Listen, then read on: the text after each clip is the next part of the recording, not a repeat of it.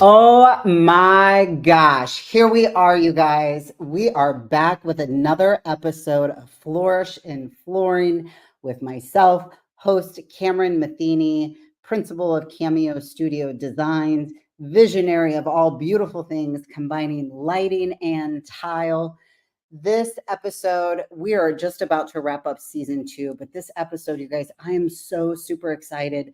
We are going to be meeting with Georgia Ezra, all the way from Australia today. So we've got Florida and Australia. If you have not looked her up, oh my gosh, you guys, I am just ecstatic with this woman and all that she is doing and all that she's about. You are going to absolutely love her. But first, you guys, this podcast is brought to you by the WOFB, which is Women of the Flooring Business, where we flourish in flooring, life, and all of the things for designers, for entrepreneurs, for lighting designers, for all of you tile people, installers, materials, you name it. Any woman who is in a position of power, let us hear you roar, as this is such an exciting platform to continue to push this movement for women in our industry. But first, a word of our sponsors from Laticrete.com. If you are a DIYer, enthusiast, a contractor, or a tile expert, we are so excited to be shining a light on the brand that's synonymous with quality and innovation, which is Laticrete.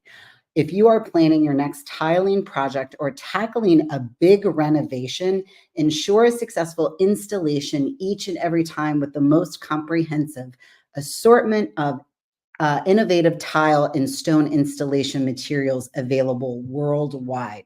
You guys, worldwide. They are industry-leading products from Laticrete. They offer complete system solutions from the substrate up through the grout for virtually any type of project. So look no further than Laticrete for all of your adhesive, grouts, waterproofing, and needs. You guys, Laticrete was awesome with us. We did an entire magnet MVP floor, magnet vinyl plank flooring just here a few weeks ago. That rep came out, made sure we had everything that we needed for an entire female installation crew. So Laticrete is always there to support us. For those of you just joining, we are in season 2, which is all about the hammer versus honey approach. But as we wrap up this season, through work, life, all of the stories, all of the things that we've talked about as the approach. How do we, as maybe installers, as designers, approach our clients or approach life? Are you hammer or are you honey? How do you feed your growth? What is the metaphor that you can use for problem solving if you got to have that hammer or honey? So, with that being said, guys, I'm so excited. Like, I can't even take it. This woman we're about to spend the next half hour with, Georgia Ezra. She is known for her interior design firm, Studio Ezra. She is the director and creator of Tiles of Ezra, but there is so much more we're about to find out about this woman. She is seriously a superstar. Hey. Hi. Wow. What an intro, Cameron. Thank you so much. Oh And my thank gosh, you you are. for having me. Yeah, you are so welcome. I knew we met when Tice or Coverings. Yeah. And as soon as I heard you talking just from a few tables over, I heard your accent. I was like, she is so interesting. And then I learned just from talking to you in that short time, the TV show, all of these things that you're doing. I was like, I need to know you. Our listeners need to know you. I made some posts this week about talking with Tile of Ezra, and everyone was like, oh, we love them. We love them here in the US. So welcome to WOFB, Women of the Flooring Business, and much more. Thank you. You are so welcome. So you have a podcast too that you had through your business for some time, right? Yeah. So I haven't actually done a podcast in a little while, but I have a podcast called Step Up Your Home, and it is all about creating a home that basically allows you to be the best version of you, to live the healthiest life that you can. And I was kind of interviewing people from all different aspects under that umbrella. So whether it be individuals that were making product that were sustainable and really healthy, like lime wash for your wall, or plastic-free product, or even I interviewed a sun cream brand which was pure zinc and like things for your own body and your skin. So anything under that umbrella of home, or things like thinking about like the way you practice tradition or culture in your home. So there was a widespread topic that was, we brought people in from all different aspects, but it's been a lot of fun, and I look forward to reinvigorating the podcast again. Yes. So I love it that you remind me somewhat of myself, of kind of being the serial entrepreneur. Yes. I know that you have the podcast. When we met, you were telling me about, we'll cover a few things here, but you were telling me about the tile. You were telling me then about the television show that I think it's you and your husband do in Australia. And then today I saw you have a textile line and pajamas, or it's like this really, like, it reminds me of this Martha Stewart, edgy yet I don't know the right word for all of these lines that you were doing, but I was like, oh my gosh, tell us a little bit about each one of those. Just a little Cameron, blip. I guess I can't help myself sometimes. I'm inspired by many, many things. The root of my inspiration always comes back to the artisan and creating beautiful moments for your home, whether it's what you wear or what you put on a shelf, or, what you cook your product in.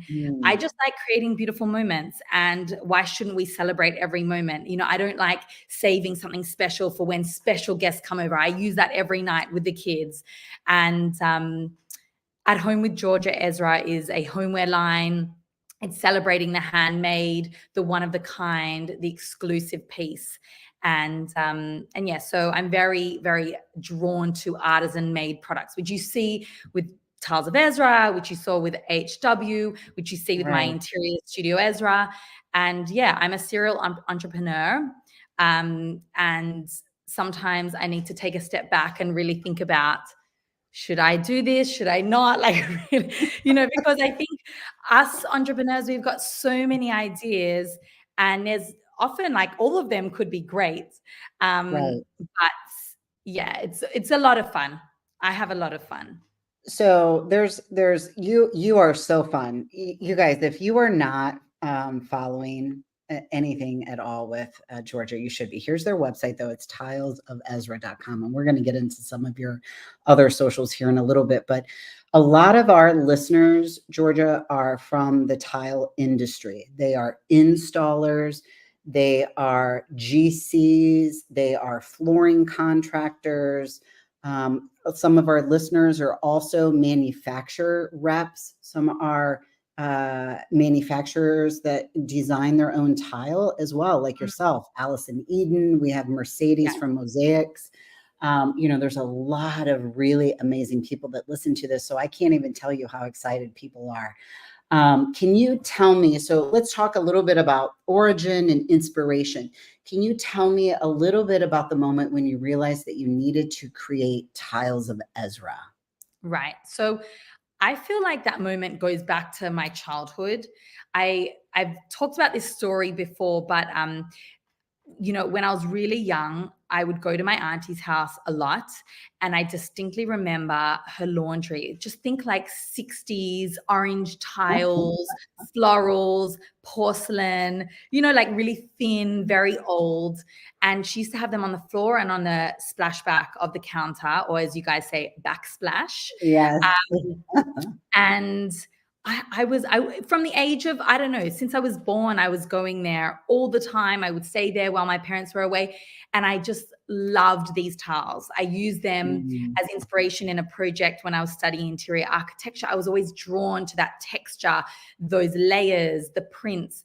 My background is, I was born in Australia, but my father was born in India. His ancestry is in Iran, Iraq. So I've got this Mizrahi Jewish background, and I'm very drawn to sort of Middle Eastern, Mediterranean, European, anything under that bracket, anything actually, anything artisan in Asia, anything I'm very drawn to. And so I feel like that love for those tiles was just the natural, love and desire for that type of material from a very young age. Yeah. When I went out on my own as an interior architect at the age of 23, I was brought on to do a meat, wine, and cheese store called Mon Amour in an area called Albert Park in Melbourne. And I wanted it to have this sort of French meets, like sort of like a French, bougie meets Mexican hacienda style, like hexagon terracottas, Talavera tiles. And in Australia, we didn't have a lot of Mexican products. Like it was porcelain and stone. It was very like large, modern, gray, white. And so I really struggled finding the product. My brother-in-law is Mexican, and I called him up and I'm like, Miguel, I need your help. Where can I get Talavera tiles? I want to like create something really cool in this interior I'm looking for. So it just so happened that his cousin was like someone who helped source, and she helped me bring in this material, and I put a little margin on top, and I sold the tiles to the client, and I thought, wow, this is good. Like could be cool. So I got some samples. I took one photo, I sent out an EDM, and within 24 hours I had an order. And that was the birth of Tiles of Ezra, essentially. So it came out of the desire and the need of a product in Australia we didn't have. And then from there grew like other ranges and other, styles, and hunting teams and finding artisans and really exploring what, styles and designs and colorways that I loved that I couldn't find, and then curating that and building sort of a pathway for that, and creating Tiles of Ezra's own look, which was done very subconsciously, because essentially with Tiles of Ezra, I don't really just bring in anything or what's in trend, or, I carefully curate lines of products that I would put in my own home. If I wouldn't put it in my home, it won't go on our website. That's like the rule. So all the different ranges That's a great philosophy together. I can only sell what I really love, Right. I love that you brought up one very clear point. And even though it's very simple, it truly is what makes an entrepreneur successful. And that is, you saw a need. You saw the need that was in Australia, and you went out and you put action to it. And that is what truly, really creates an entrepreneur and a business, that when you have that need and you put action to it, oh my gosh. Now look at all of these beautiful pictures in your background. For those of you that will see this video, these are all of the pictures that are from your website. And everything that you're talking about, I can visualize and see it. And now I've been on your website, I've looked, and I was questioning, I was like, I wonder what that connection with India, and now it all makes sense. So beautifully, you're such a great storyteller. You talked about the design philosophy for Tiles of Ezra. You mentioned also, I think in an article that I read, about sustainability and how that just goes beyond materials used, longevity, and that emotional connection. You talked about also having things that if they're in your, you would only select things if they're in your own home. Can you dive a little bit deeper into that, of how you ensure that each tile you design reflects this philosophy? Yeah, I think, I think when it comes to our homes, and I want to talk more about where I'm coming from, which is Australia, because I don't know that I don't see this as much in America, but I will say in Australia, interiors are very trend driven. There was, especially when Tiles of Ezra was born, over 10 years ago, and being an interior architect, I see this a lot. And it's that people are very scared to step out of a box. Homes are very trend driven. They want that, right? Mm. And as someone who's very passionate about experiential homes, hitting, and I call it the sixth sense, which is your own personal desire. I always say to clients, send me some, like when I'm doing interiors, because I am an interior architect, I'm like, send me the one hotel that you've been to around the world that makes your soul sing. You walk in there and you're moved. What is it? I want to see, because that's the feeling I want to evoke when you walk into your home. I don't want to create a house. I want to create like this sensory home where you walk off the streetscape into your own escape. And what's that is for you, Cameron, is different to what it is for me. Okay. Sure. So that's really the source of when I talk about the sixth sense. So when I talk then about sustainability in interiors or in tiles, I'm really aiming that at creating homes and using product that will never expire for you. So creating timeless interiors, not temporary interiors. So if you love red and you want an entire room to be bright red because that makes you feel sexy or passionate or whatever it is, and you've always loved red, paint the room red, please, and the ceiling and the cupboards and to the carpet too. You know, like I want this. And there's a background image to this podcast, and it's a bathroom interior that I did and my husband Richie built. I would never do that in my home. People see it, they're like, that's the most amazing thing I've ever seen, or the most disgusting. And I love that. I want them to find it disgusting. It's not for them, it's for the homeowner. When that homeowner brought it on, they said, and I'm not going to swear, so I'm going to use like letters and alphabets. They said, I won't swear. They said to me, I swear all the time on here, so do what you want. Their brief to me was, create the most F-off bathroom you've ever seen. That was like their brief to me. And I was like, okay. So, you know, we painted the ceiling with gold leaf. We did like crazy mosaics. We like hung a mirror down from the ceiling. We did sections in cobalt blue. We tiled front faces of drawers. We imported like hand-beaten brass sinks from Morocco. Like every detail was considered. Yeah. And their whole house, like there's no blue or yellow in their whole house. Like it's just that bathroom. Their house is different from every room. And to me, when I talk about sustainability, yes, I talk about the hand that made it, the materiality, the contribution to earth, like how it's packaged, you know, using cardboard boxes that can disintegrate and be compostable. How do we pack out our samples? What is the product? All of our product is made by hand or from the earth, but usually from the earth, it can go back into the earth. But I think sustainability goes so much further. I want to create a home that no one's ripping out for the next 60 years. We're not adding to landfill. We're creating long-term, timeless homes that the end user loves. And it's about evoking that feeling and not following trends. And that's what I talk about when I really, you know, mention sustainability of products as well.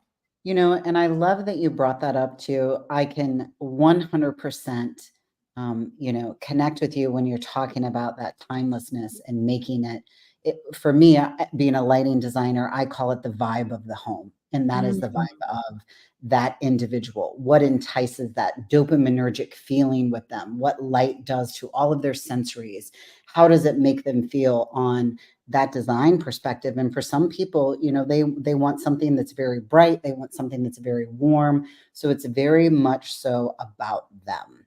And I love that you bring that up about the sustainability for the timelessness, because, you know, that's so important. And especially now where we are, you're so right. A lot of people, I will say Midwestern of the United States, everyone is very much so conservative, traditional, transitional, versus if you're looking at West Coast or East Coast, they're very edgy. It's all about them, that uniqueness. There's no cookie cutters, and they think outside of the box like that, exactly what you're talking about. And those trends, you know, we look at that, but the trends are, you know, they can be also very classic. We're seeing a lot of that now with the color palettes of where we are, even with lighting, more bulbous, more round versus more, back in the day. And even just last year, it was the dark metals, the mixing of the dark metals with lots of linear design. And now that's all changing, that we've seen that too. People like that comfortability as well, I believe, in their own home. It's like exactly like you said, if you want your wall red, my God, paint it red. And there's nothing wrong with comfortability, and there's nothing wrong with classy, classic, timeless look. If that speaks to you, do you know? Right. And that's what I mean, I'm not saying everyone needs to have a bright yellow bathroom. I'm saying if bright yellow is you, go for gold and look inward for the answer. Don't look outward. That's what I'm talking about. And if inward is, I really want that house that speaks to me, I'm obsessed with it, I want that for the next 50 years, go for gold. Like, it's all about celebrating the you in it. And Cameron, I actually remember when we first met and you told me you were a lighting designer. And I said it's the most underappreciated, I think almost, I'm going to use like the word aspect or professional, I think, in our interior architectural industry. I actually think lighting is the most important thing. It will make or break a space. That's right. Like, it literally, I always say, like, there's like 2 to 4 things you could do in a house. If you don't want to change anything, you don't have a budget, and lighting it's like paint, new hardware on cabinetries, window furnishings, and lighting. Right. Like, no, lighting, it will does make or break it. It's like, I'll never forget, in my first year of working as an interior architect, we did like this massive project, and a lighting designer was brought into the project. And I remember at first I was like, little Miss 23-year-old, know it all, straight out of, university, first job, and I was like, why do we need a lighting designer? Like, I can just do this. It's so easy. I just put down lights. And I remember working with this guy, and I was blown away. Right. And I learned so much from working with him. And there's still so much I don't know about, like, what the light hits and how to apply it. And it's just such a huge, you like, honestly, and I always say, like, in our house, Richie and I, our favorite time of the day is at night. We only put our wall shades on. There's this hum. We talk about like a hum. It feels like a sound, but it's a sight. And it evokes those senses. And that's really huge in good design. Like, it's a huge thing. For sure.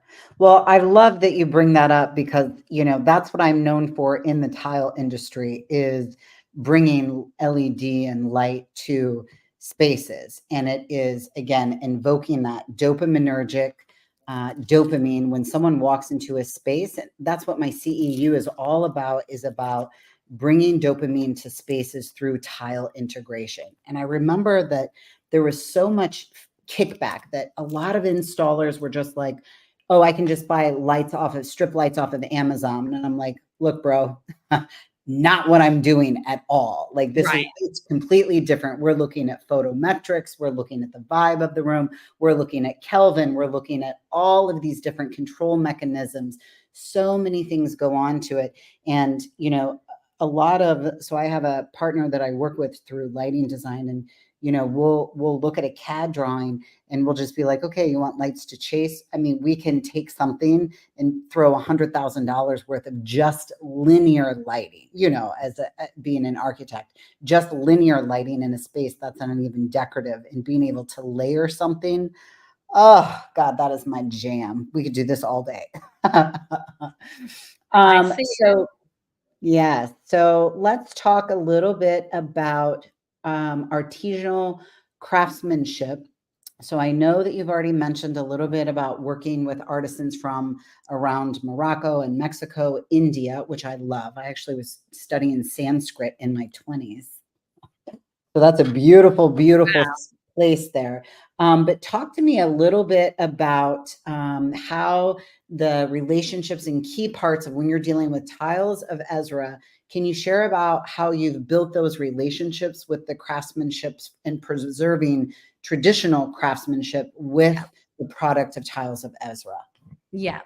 I think firstly, what I want to say is that from the get-go, I had a great sense of respect for sustaining the craft, like the original craft. So not getting a copy Zalige made in China, like getting the real Zalige, sustaining that craft, giving back to the community and the country that craft originated from. And that has always been a very strong philosophy for me with every single thing that we embark on at the company.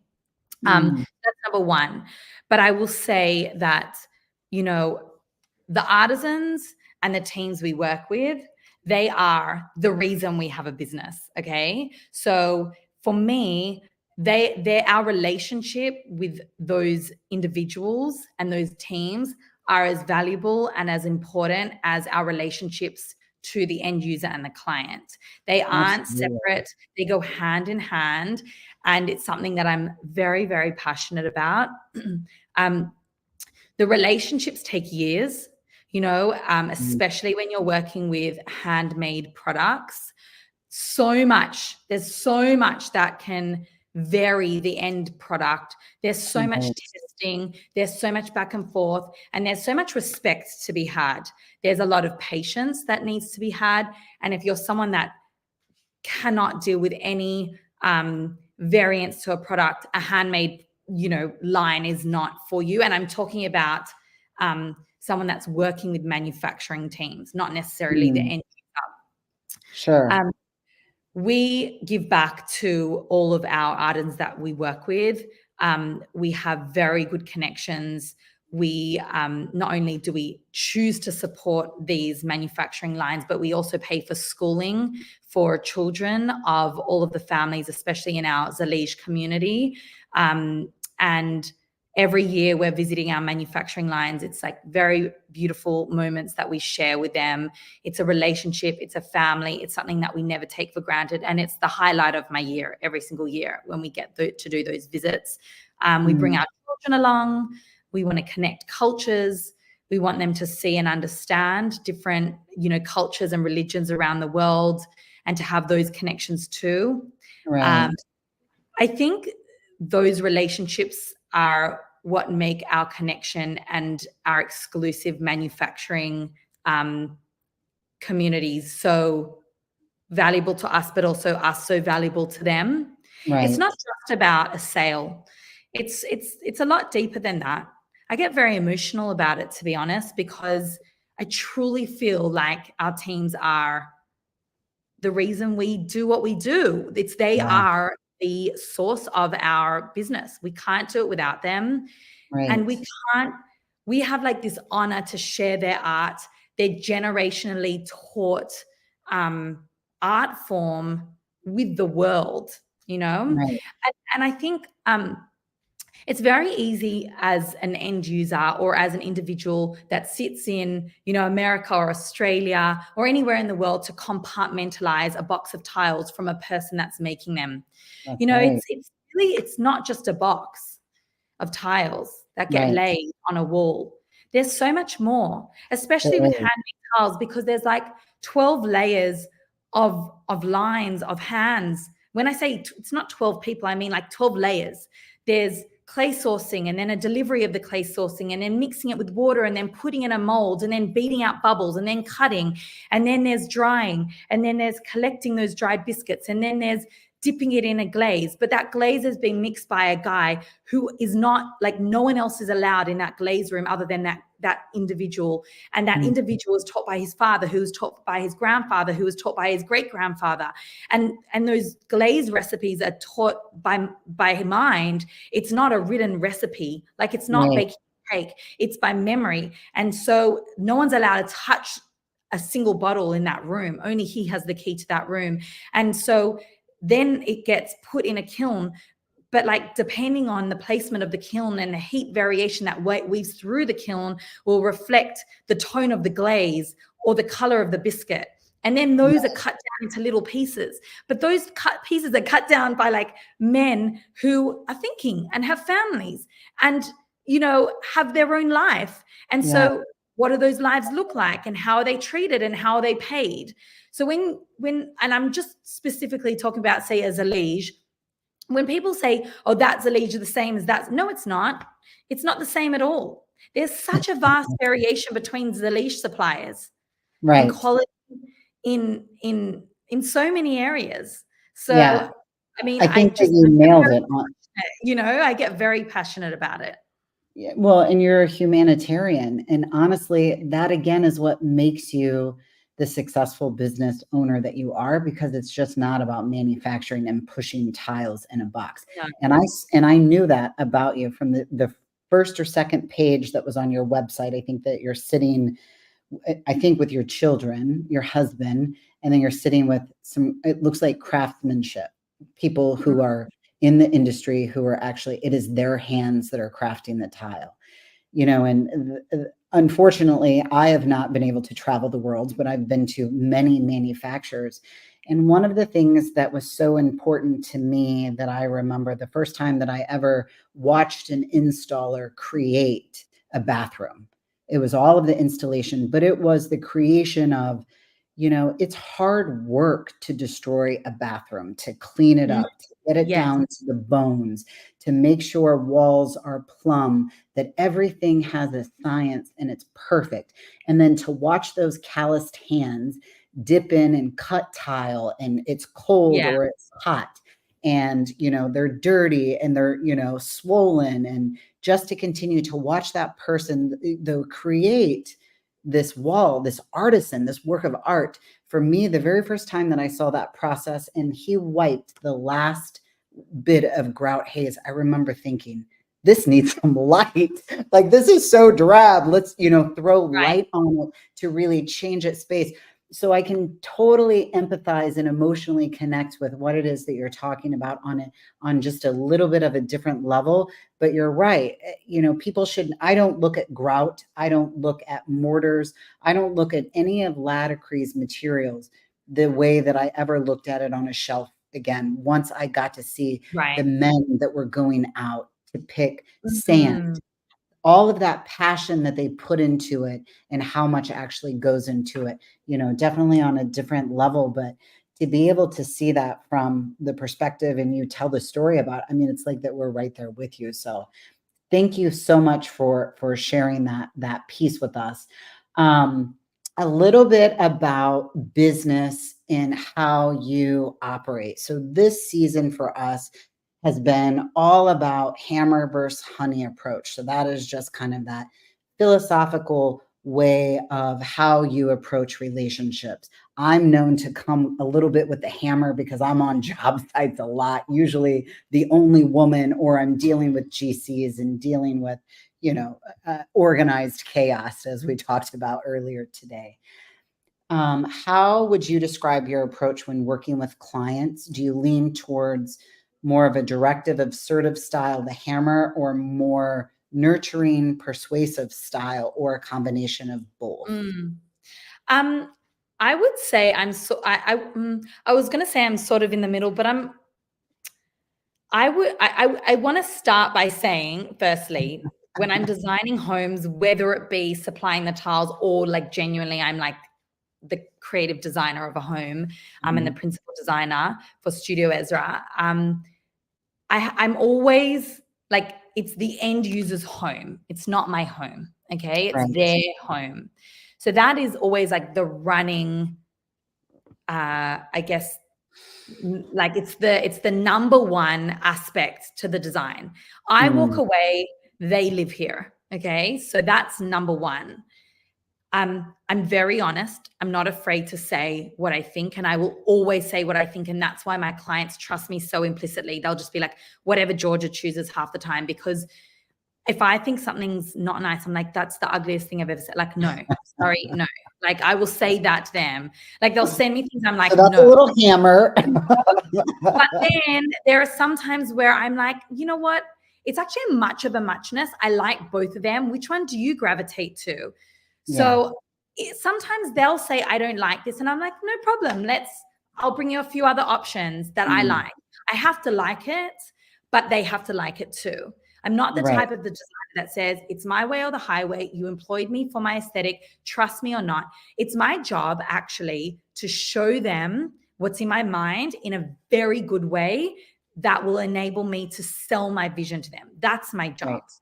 Right. Yes. 9.8 times out of 10, they're with me.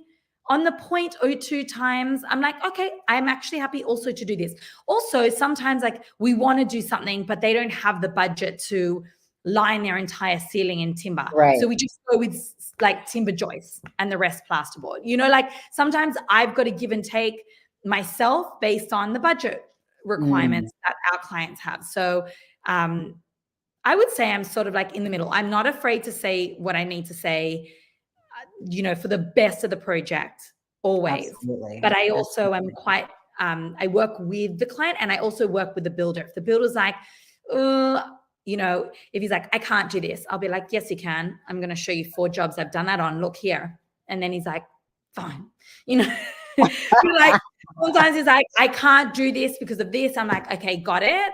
That's fine. Let's do this. And I work with him.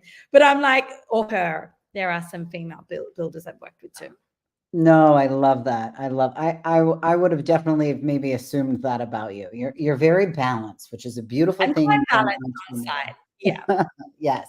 Even if a builder comes to me and says to me, I'm over budget and I'm really struggling here, I will be like, okay, let me see what I can do to balance it out. Maybe I can do this or this. Like I'll work with everyone. I'm trying to work with everyone, you know?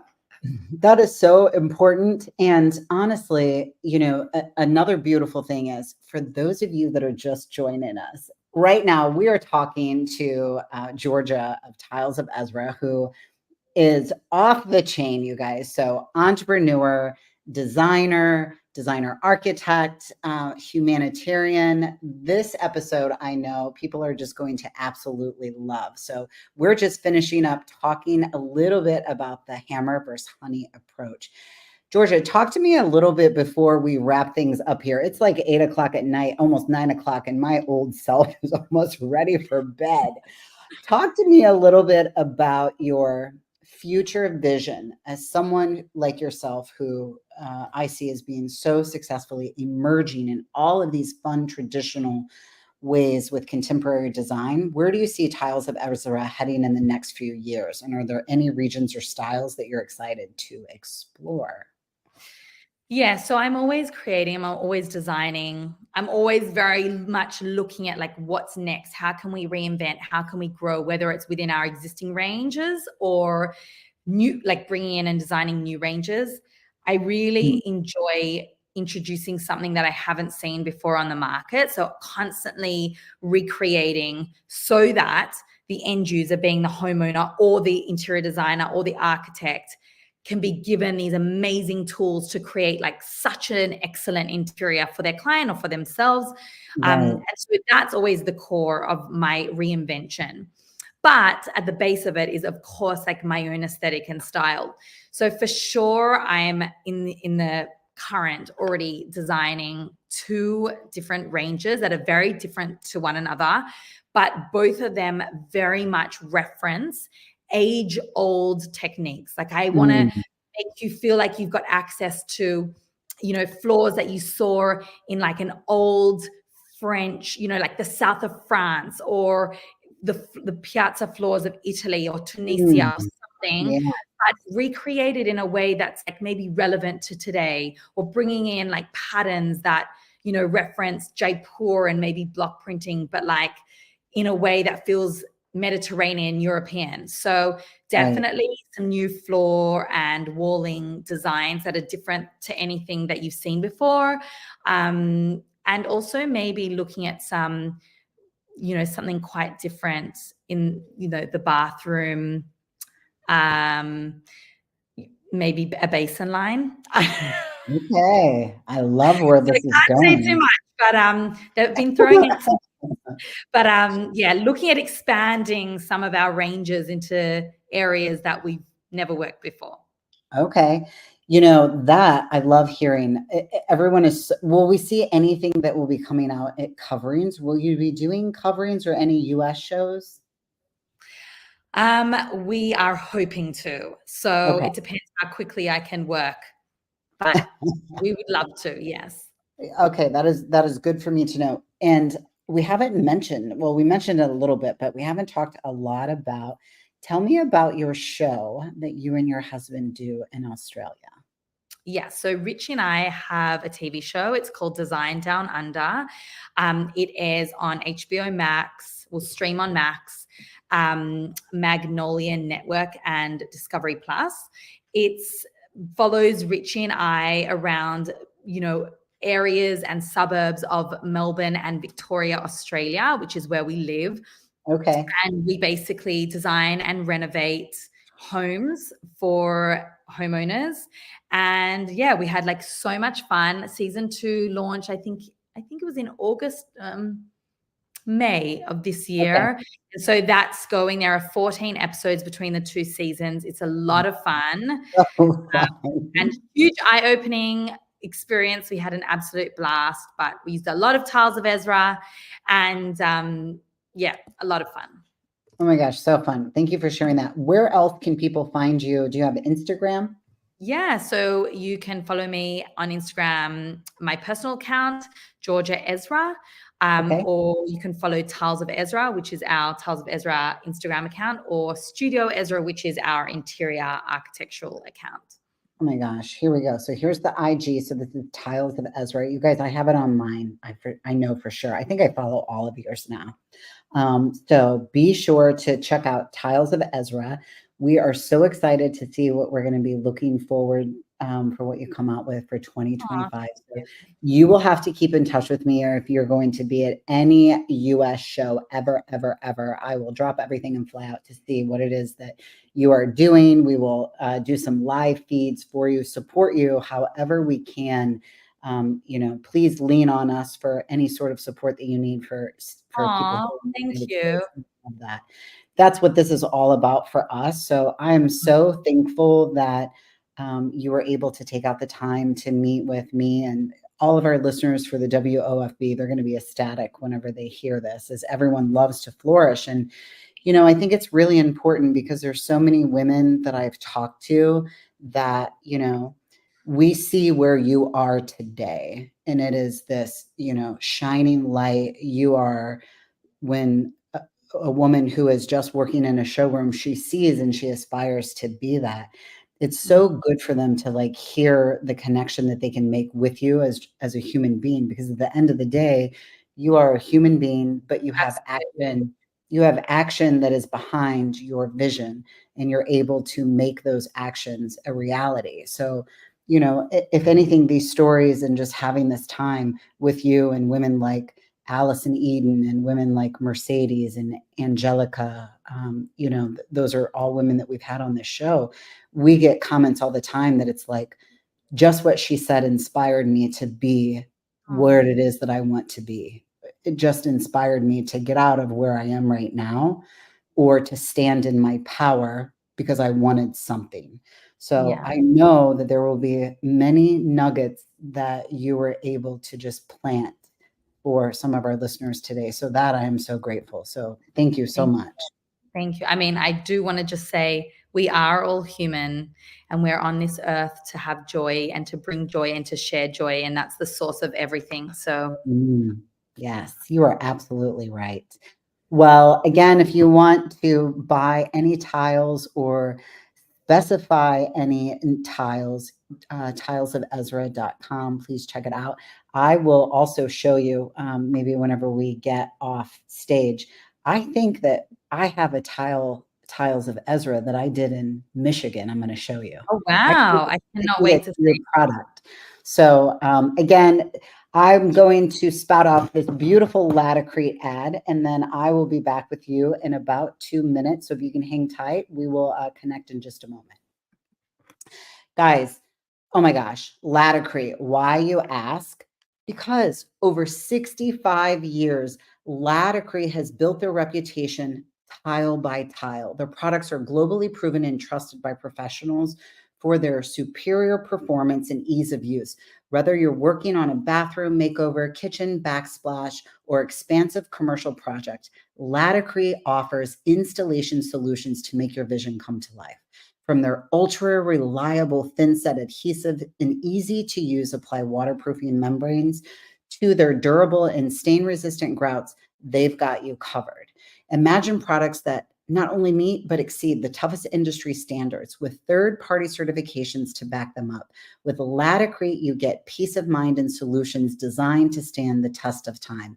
That's the Laticrete promise. So if you're ready to start your next project, you guys, laticrete.com. We use them for all of our commercial projects, residential as well. So rather, if you are a seasoned professional or just starting out on your DIY journey, trust Laticrete and their engineers. They are trusted partners for tile and stone. So happy building from Laticrete.